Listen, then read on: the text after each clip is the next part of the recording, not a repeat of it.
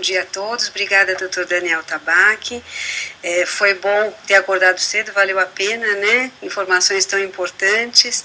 Agradecendo mais uma vez o patrocínio Roche, por esse momento tão importante, essa nossa reunião aqui, essa exposição de dados tão importantes sobre linfoma, nessa campanha Juntos contra o Linfoma. Vamos chamar agora a doutora Paola, que também, a doutora Paola Torres Costa, ela é professora de hematologia da Universidade Federal do Ceará, e ela vai nos falar agora sobre a incidência, tipos, tratamento, diagnóstico e alguns casos reais.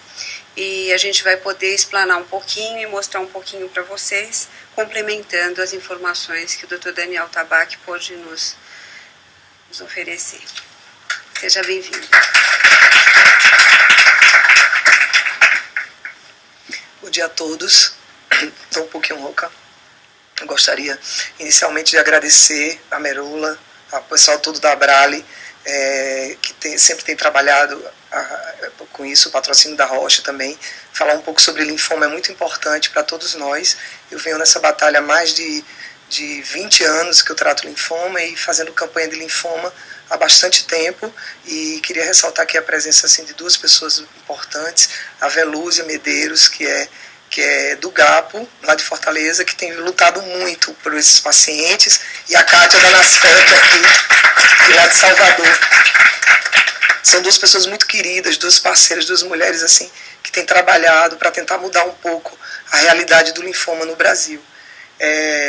Eu gostaria muito de enfatizar nessa fala que linfoma tem cura, e tempo é cura para esses pacientes. Então, como a Merula apresentou na explanação dela, daquela pesquisa feita pela Abrale, se vocês forem perceber, muitos pacientes demoraram bastante tempo para conseguir chegar a um diagnóstico. E essa realidade é muito complicada no Nordeste do Brasil e no Norte do Brasil também. Então, se vocês forem ver também o diapositivo da Merula, nós temos em São Paulo 71 centros, no Ceará 9 e no Acre 1. Né? Então, assim, muitas vezes no Ceará eu recebo pessoas que vêm do Pará e do Acre, vêm da região amazônica, e essas pessoas passam 3 dias de barco, andando nos igarapés, pegando ônibus, para chegar a uma consulta no médico. Então, assim, muitas vezes os pacientes desistem do tratamento porque eles não conseguem dar continuidade ao tratamento e chegar a serem tratados. Então, a gente está falando de uma realidade que é muito diferente no mesmo país. Então, a gente está falando de um país enorme e que, quando a gente vai comparar as realidades, a gente vê que as realidades no Brasil, elas são muito diversas, são muito distintas. Então, o meu objetivo aqui é falar um pouco e dar um pouco de voz, não falar somente sobre a doença. Eu costumo dizer para os meus alunos de medicina que eu não gosto de doença, eu gosto de pessoas. Eu não gosto de doença, eu não sou médica porque eu gosto de doença, porque tem médicos que eles gostam da ciência. Para eles, a medicina é a ciência. Eles têm uma empolgação por aquilo que a ciência vai fazer, então eles querem fazer o último tratamento, a última coisa. Eu sou uma médica que eu gosto da ciência também, mas eu gosto mais de pessoas. As pessoas que sofrem me comovem, então eu sou médica por isso. Então eu gosto de pessoas. E aí eu quero trazer para as pessoas o melhor que a ciência pode oferecer. Mas a gente tem que ver que a doença acomete pessoas, né? Então, assim, o que é linfoma? É um nome que é utilizado para mais de 50 tipos de doença, que elas se originam de uma célula do sistema imune chamada linfócito. Então é importante, quando a gente fala linfoma, que nem todo mundo tem o mesmo tipo de doença, né? O câncer de mama, que tem muito menos subtipos do que o linfoma, não é a mesma doença. Imagina linfoma, que tem 50 subtipos de doença. Então a gente está falando de uma doença que tem muita diversidade. Os linfomas são um tipo de câncer, como o Dr. Daniel Tabaque enfatizou, e o sistema imune, de onde essas doenças provêm, é também chamado de sistema linfático. Por isso que o linfoma é chamado de câncer do sistema linfático. Então, o sistema linfático, ele se distribui por todo o nosso organismo, e vocês vejam que a célula acometida é uma célula chamada linfócito, e ela se origina da célula mãe do nosso sangue, que é chamada de célula tronco, que é essa célula que está na moda, que todo mundo está usando ela. Então essa célula tronco dá origem a essa célula do sistema linfóide, que dá origem a esses tipos de linfócitos. São 3, o linfócito B, o linfócito T e o linfócito NK. Então eu posso ter linfoma dessa célula daqui, dessa e dessa. Então linfoma, os linfócitos são a nossa célula de defesa do organismo. São a defesa mais sofisticada, tem outras, mas o linfócito é assim, a nossa inteligência, assim, o FBI do organismo, assim, a nossa célula de defesa que investiga tudo e vai lá fazer o quê? Ele vai preparar a morte dos invasores. Mas é uma morte bem estratégica. Ele não é aquele que vai atacar, ele é o FBI, ele pesquisa o invasor, ele maquina como é a melhor estratégia para matar o invasor. Então ele é uma célula mais sofisticada, ele é um investigador e um assassino assim mais sofisticado. Então ele é a nossa célula de defesa. É diferente de outra célula que a gente tem chamada neutrófilo, que ele já vai logo matando, ele não quer nem saber quem foi, ele vai, pega logo a bactéria, já mata o linfócito. Não, peraí, vou ver a melhor estratégia para matar essa bactéria e tudo tal. Então, eles ficam onde? Eles moram nos nossos linfonodos, também conhecido como ínguas ou landras, né? Então eles ficam lá, né, aquartelados lá, todos bem espertinhos assim, esperando que alguma coisa aconteça no organismo. Então essa estrutura do linfonodo, e esse slide aqui é muito importante para ressaltar para os cirurgiões que estão nos assistindo, para o linfoma é importante retirar linfonodo. Não se usa punção de agulha fina para se diagnosticar linfoma. Pode até ser usado quando você tem uma tecnologia muito avançada para esse diagnóstico. Mas na realidade do Brasil, não é importante se fazer punção de agulha fina, como a gente vem vendo os médicos fazendo. Se você faz uma punção de agulha fina, se você aspira, importante para alertar os pacientes, não dá diagnóstico de linfoma. Não é o diagnóstico mais correto. Pode até dar, mas só faz perder tempo, porque depois esse linfonodo precisa ser tirado para ser diagnosticado. Então, se o médico diz, vou fazer uma punção de agulha fina no seu linfonodo para ver se é linfoma, diga, doutor, tire logo esse linfonodo. Entendeu? É muito importante pensar isso. Onde surgem os linfomas? É lógico que se o linfócito mora no linfonodo, eles vão surgir nos linfonodos. De onde, principalmente? Da axila, da virilha, do pescoço. Então, é o lugar mais comum, como a Merula mesmo mostrou na estatística dela. Esses linfomas, esses linfonodos, são chamados linfonodos, gânglios, landras ou ínguas. Então, eles aparecem como um pequeno carocinho, inicialmente, no pescoço, na virilha e na axila, como vocês estão observando. Vocês vejam que a maioria dos linfomas vai aparecer assim. No mundo inteiro, a maioria dos linfomas aparecem assim. Mas tem locais onde a realidade é diferente, que depois eu vou mostrar para vocês. Mas a maioria das pessoas vai ser diagnosticado assim e deve ser diagnosticado dessa forma. Só que tem uma coisa. 95% dos linfonodos que aparecem no corpo da gente, eles aparecem por causas benignas, não são linfoma. Então você vai ter um linfonodo. Quem aqui já não teve linfonodo? Uma landra, uma íngua, todo mundo já teve. Não tem esse ser humano no planeta que nunca teve uma íngua. Vai surgir quando? Quando você tem uma amidalite, porque drena para cá. A pessoa vai na manicure fazer a unha, fica com a unha encravada, a manicure, pum, tira um bife da unha da pessoa, a pessoa vai ter um linfonodo na virilha, vai fazer uma depilação, se fura com espinho. Qual é a característica desses linfonodos? Eles crescem e eles somem. Algumas pessoas têm algumas doenças como toxoplasmose, como mononucleose, que tem muitos linfonodos, e às vezes ele cresce, ele some, mas fica uma bolinha bem pequenininha, durinha, que fica anos, às vezes não some. Isso é uma cicatriz de uma coisa que teve no passado, mas também não é importante, porque ela se mexe, ela é pequenininha, ela não cresce com o tempo, ninguém precisa se assustar com isso. Então, esse é um problema. Como todo mundo tem linfonodo, como todo mundo tem landra, e como elas somem, muitas vezes os médicos não valorizam e muitas vezes o próprio paciente não valoriza quando aquilo aparece. Vai sumir. Isso aqui apareceu, eu já tive outra vez e sumiu, agora vai sumir. Aí ela começa a crescer e o paciente diz, epa, peraí. E daqui a pouco, quando ele vê que não some, pode surgir uma coisa muito importante. O medo de saber o que é. Então, no começo não dá importância, Depois já fica sentindo que pode ser alguma coisa, e a terceira coisa que surge é, nossa, e se isso for alguma coisa? Aí a pessoa fica, eu vou levar meu filho na escola, eu vou fazer isso. Todo mundo tem muita obrigação, e a gente às vezes diz que esquece de fazer aquela prevençãozinha, mas na verdade é porque a gente tem medo de descobrir o que é. E medo de descobrir o que é não adianta nada, porque se o medo protegesse a gente, ninguém era assaltado, porque todo mundo tem medo de ser assaltado.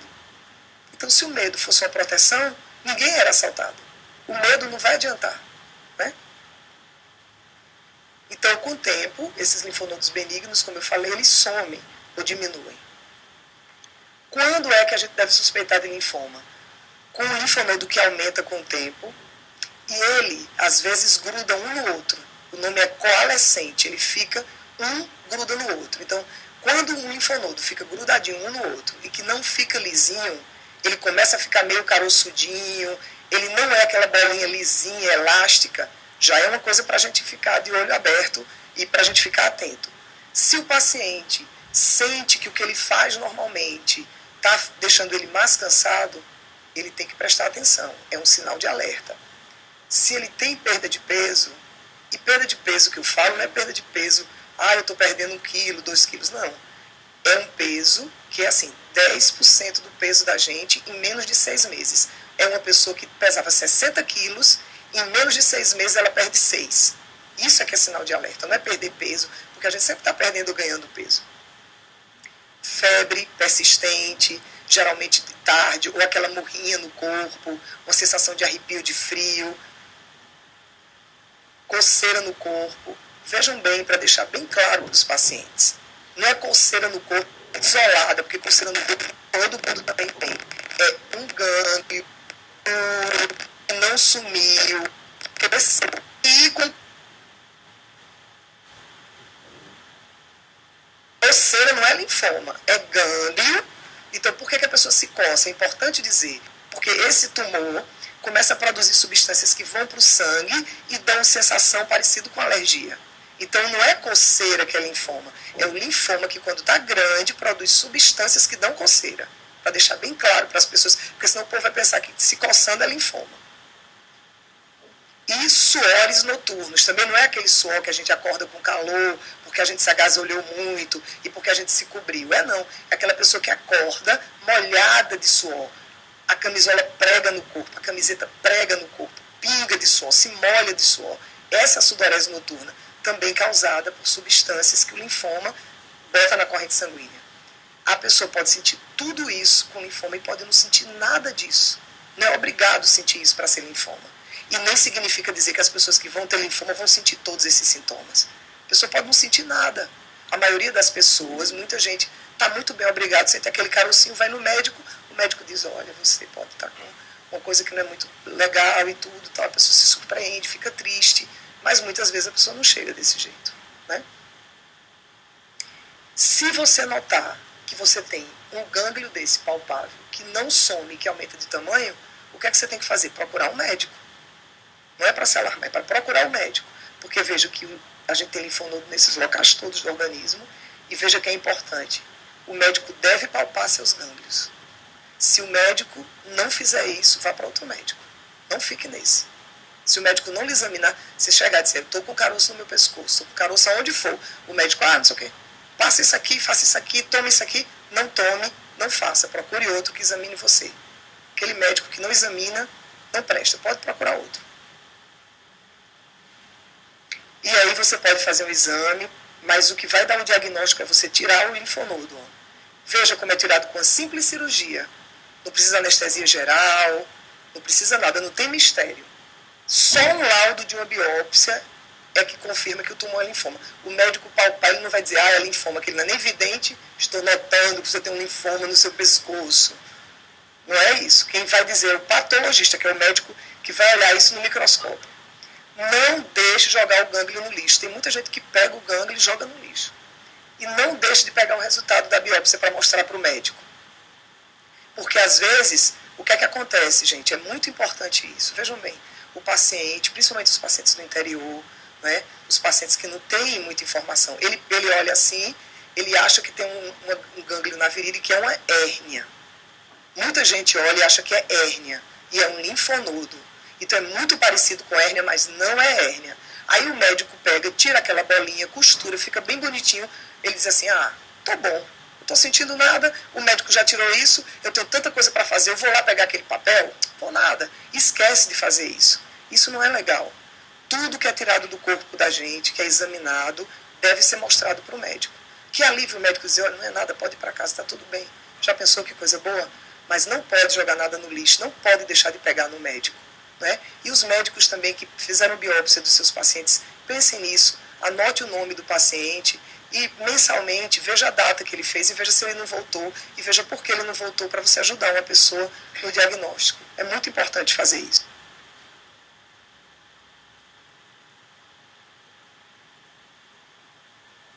Vejam que comparado com os outros tipos de câncer, os linfomas, eles são menos prevalentes do que os outros tipos de câncer. Mas mesmo assim, no Brasil, significa 12 mil casos por ano. O que significa dizer que se a gente pegar 365 dias, multiplicar por 24 horas, a gente vai ver que tem um caso a cada hora no Brasil. E nós não temos estatística de câncer aqui, nós temos estimativas. Veja que nos Estados Unidos tem 30 e tantos mil casos por ano. Lá eles têm estatísticas. Aqui nós temos estimativas. Nós não temos estatística de câncer no Brasil. Então vejam que, olhando uma pizza, veja que o linfoma de Hodgkin é menos do que o linfoma não Hodgkin. E que os linfomas não Hodgkin têm dois subtipos bem importantes, esse difuso de grandes células e o folicular. Esse difuso de grandes células é considerado um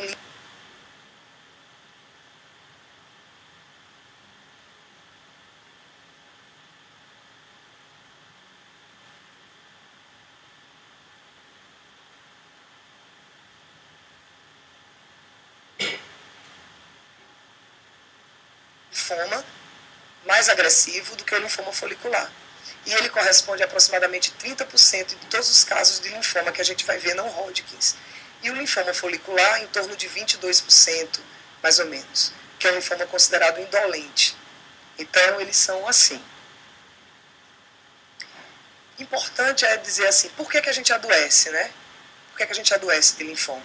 Então, eu sabia que o Dr. Daniel Tabaque ia falar dos fatores genéticos, de tabaco, de obesidade, eu sabia dessa fala dele, então eu vou falar outra coisa, né?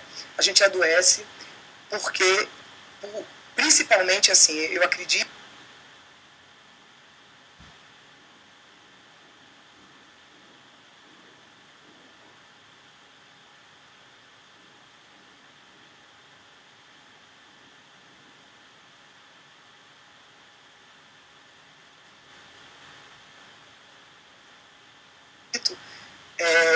a forma como a gente vê o mundo.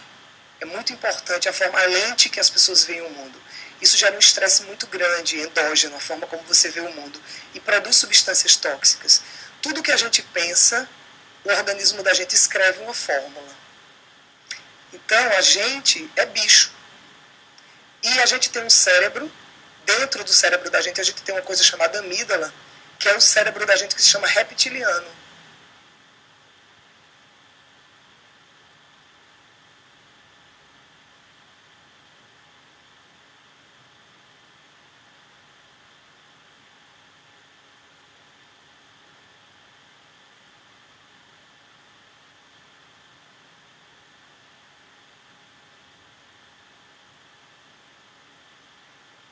Que vem da época em que a gente era réptil, que a gente vivia como réptil. Então, todo estresse, a amígdala vai e diz para o organismo, vai acontecer alguma coisa. E sabe o que é que o organismo escreve? Adrenalina. Adrenalina é um hormônio que faz a gente ou fugir.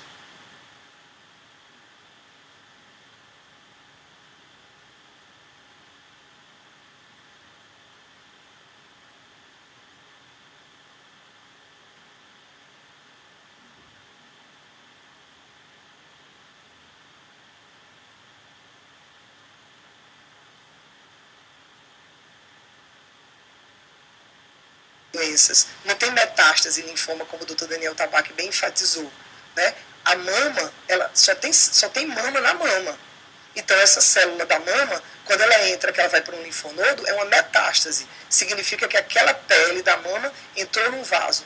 O linfoma não, ele já é uma doença sistêmica. Ele é uma doença que se espalha, porque o linfócito, ele está do olho da gente, do fio do cabelo da gente. No fio do cabelo não tem linfoma não, mas é uma forma de dizer que ele vai da cabeça ao pé. Então, ele circula no organismo da gente, entendeu? Então, ele é uma doença que ela é vista de uma forma diferente, certo? Embora ele seja considerado um tumor sólido, mas ele é uma doença do sangue. Ele tem estágios. Em todos os estágios ele pode ser curado. Estágio 1, estágio 2, estágio 3 e estágio 4. Veja que os estágios, a doença vai se disseminando. Geralmente, como é que ela aparece? Com uma bolinha. Todo linfoma começa no estágio 1. Nenhum começa no estágio 4. O linfoma é diagnosticado no estágio 4. Mas nenhum começa no estágio 4. Todos começam no estágio 1. Aliás, todos começam com um linfócito que resolveu se rebelar. Uma célula que resolveu se rebelar. Ele não começa 4. Ele vira, se transforma no estágio 4, uma doença mais disseminada. Antes de iniciar o tratamento, é preciso estadiar o linfoma, com vários exames. Então, muitas vezes o paciente não tem paciência, diz por que tantos exames. É importante ressaltar que o estadiamento é importante para o médico entender o estágio, exatamente para oferecer o melhor tratamento. É por isso que, às vezes, o familiar, na hora que sabe, fica aflito, fica querendo começar. E a gente entende isso, porque todo mundo que tem um diagnóstico de câncer fica pensando, nossa, eu estou perdendo tempo, eu quero, mas não. É importante ter essa paciência de fazer o estadiamento, porque o estadiamento vai dizer por onde é que o linfoma está no organismo da gente. Esse é um exame importante nos linfomas hoje em dia, no estadiamento, que é o PET-CT. Outra luta que a gente precisa implementar na Abralha é a gente tentar convencer as pessoas que fazem imagem a fazer um preço mais adequado para o exame e a gente tentar um APAC para o PET, para linfoma. É outra luta que depois a gente vai falar, porque é um exame muito importante no diagnóstico do linfoma e para a gente entender também a evolução e oferecer um melhor tipo de tratamento para os pacientes. Ressalto, não precisa, se você não tiver um PET para fazer o estadiamento, se você não tiver um exame sofisticado desse, não significa que você está sendo maltratado, não significa que você não está recebendo o melhor tratamento, nada disso. A gente tratou linfoma e curou muita gente antes do PET. O doutor Daniel e eu vou revelar aqui a nossa idade, a gente tratava linfoma, né? Antes de existir até tomografia, a gente tratava com ultrassom abdominal. Então, e aqui é somente para mostrar que tem muitos tipos de linfoma, né? Olha, várias doenças, ó. Olha aqui quantos tipos de doença que tem, né? O linfoma acomete pessoas, é uma doença democrática, né? Tem muita gente que vocês conhecem aqui, que tiveram linfoma, Robert Redford, Adilmo, Janequine, né? O linfoma se trata com químio, com rádio, e por que não se trata com cirurgia? Não se opera linfoma, porque é uma doença do sangue, é uma doença disseminada. O que é a químio? É um tratamento no qual a gente usa drogas para matar o tumor, né? Então, a quimioterapia são drogas. Geralmente, o paciente pode tomar isso e ir para casa. Ele toma sentadinho numa cadeira, ele vai para casa, né? A quimioterapia age, então, indo no linfonodo, matando essas células, e essas células vão sair da corrente sanguínea pela urina. A radioterapia é um tratamento complementar à químio, nunca é um tratamento de primeira escolha nos linfomas. A rádio também age do mesmo jeito, quebrando essas células malignas, e essas células vão ser expulsas pelo sangue. É possível que alguns pacientes precisem de um transplante autólogo de medula para o linfoma. Isso já são pacientes que precisam de um tratamento mais intensivo. Isso é discutido com o médico depois, não é nunca um tratamento inicial para linfoma. Os efeitos colaterais da quimioterapia principalmente são sobre as células que se multiplicam com muita velocidade, as células do trato digestivo, então é náusea, mucosite, mas esses efeitos colaterais estão sendo cada vez menores com os medicamentos novos que têm surgido. Né? Outros efeitos colaterais da quimioterapia, queda de cabelo, desânimo e sensação de depressão quando o paciente está desanimado, achando que não vai ficar melhor. E a melhor maneira de combater o tratamento é uma dieta saudável, ingerir muito líquido para expulsar essas toxinas que vão sendo geradas pelo tratamento que está matando o tumor. Então a pessoa tem que fazer uma dieta saudável e ingerir bastante líquido. Uma coisa importante também é descansar, meditar, fazer terapia e rezar. Isso é muito importante. Rezar, ter fé é importante, é científico. Está provado que quem tem fé se cura mais rapidamente. E eu vou falar um pouco aqui, vou mostrar aqui umas fotos um pouco tristes, mas isso aqui é para falar da realidade dos pacientes do Nordeste. Esse é seu Josafá com a família dele, no Sítio Bonito e Senador Pompeu. Seu Josafá percorre 400 quilômetros para chegar em Fortaleza para fazer um tratamento. Da primeira vez que ele foi, o carro era tão ruim que ele chegou e disse que passou uma semana todo quebrado, com os ossos tudo doído do que ele foi. E seu Josafá chegou assim, ó, com estágio 4 de um linfoma. Ele chegou assim, lá. Por quê? Porque ele não conseguiu chegar no médico adequadamente. Sabe quantas vezes ele foi no médico que tirou o caroço? 4 vezes o médico da cidade, ele vendia vaca, o médico tirava o caroço e ele voltava para casa. Tirou 4 vezes o caroço, nunca fez uma biópsia, até que apareceu desse jeito. O filho dele, esse aqui, ó, danado da vida, chegou de São Paulo, danado da vida, querendo ir lá tomar satisfação com o médico por causa da história do pai dele. Seu Josafá passou 8 meses para chegar no hematologista, para conseguir o tratamento. Chegava lá em Fortaleza, saía do sítio, ia para casa e chegava lá em Fortaleza dessa forma. Francisco Alain e a mulher dele, no meio do sertão. Isso aqui é perto da casa dele, aqui é a casa do patrão dele, não é a casa dele não. Ele quis ter a foto virada para a casa do patrão dele, que era bonita. Assentamento Encanto, Senador Pompeu, Ceará. Eu fui lá fazer um documentário chamado Tempo é Cura. Francisco Alain agora tem uma filhinha, Cibele, o nome da filhinha do Francisco Alain. Ela nasceu depois que o Francisco Alain teve a doença, então essa coisa que as pessoas ficam estéreis e tudo, tal, é uma coisa que também, mas olha como o Francisco Alain chegou. Desse jeito, ó. Isso é um linfoma também, né? O Francisco Alain chegou e ele disse, eu achava que eu ia morrer. O maior medo que eu tinha era de não voltar vivo de Fortaleza. E chegar lá os médicos me desenganarem. Tá aí. Vivinho da Silva, terminou o tratamento, tá ótimo lá no assentamento Encanto. Ele é o vice-líder do assentamento da comunidade, mas pegava, com essa massa, pegava uma moto na garupa do irmão dele, chegava, ia para Fortaleza, ia para Senador Pompeu, pegava um ônibus, ia para Fortaleza, chegava 3 horas da manhã, ficava esperando o dia raiar, os ônibus circularem para ir fazer a quimioterapia. Quando eu mostrei essas fotos para um dos maiores especialistas de linfoma que tem no mundo, que é um professor francês, o professor Gelissalo, ele disse para mim, Paula, eu nunca vi um paciente assim. Eu nunca vi, porque na Europa não tem gente assim.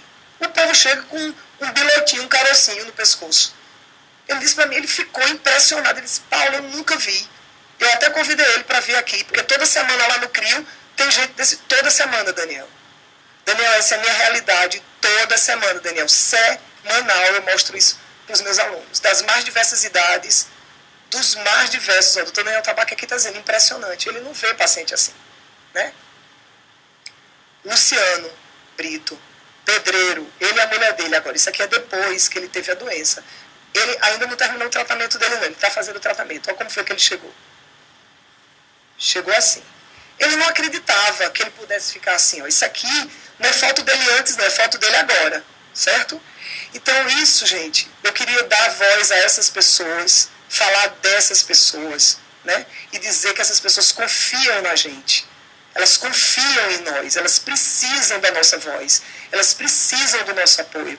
Precisam da Abralho, precisam do Gabo, precisam da NASPEC, precisam dos médicos, precisam dos seus familiares, né? Então, ó, o universo do cuidar é tão importante quanto a vontade de curar. A gente tem que cuidar dos seres humanos, né? Então, linfoma tem cura, essa cura depende de todos nós, de muitas mãos, de todos vocês que estão aqui. Queria agradecer a vocês e queria agradecer aos meus pacientes, principalmente, que permitiram essas fotos, que disseram que eu podia colocar o depoimento deles na internet, mostrasse a cara, não precisava botar tarja preta. Eles fazem questão de dar o depoimento, queriam vir comigo aqui, falar com vocês. E gostaria de agradecer também aos familiares que cuidam deles, aos cuidadores e amigos, e eles por terem me ensinado lição para a vida toda. Queria muito agradecer a vocês essas palavras. Queria dizer para os pacientes que tenham esperança, que linfoma tem cura. Esses casos são a nossa realidade no Nordeste, não é a realidade de todo mundo. Quem tem linfoma, nem todo mundo fica assim, mas eu achei importante enfatizar e dar voz para essas pessoas e dizer que tempo é cura. Vamos diagnosticar precocemente essa doença. Obrigado.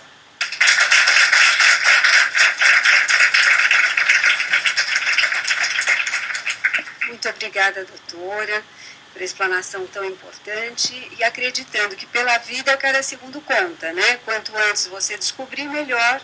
E aí no movimento Juntos contra o Linfoma nós vamos continuar, lembrando o seguinte, todas as perguntas, vão ter espaço para essas perguntas, no finalzinho desse encontro vai ter esse espaço para vocês participarem, a gente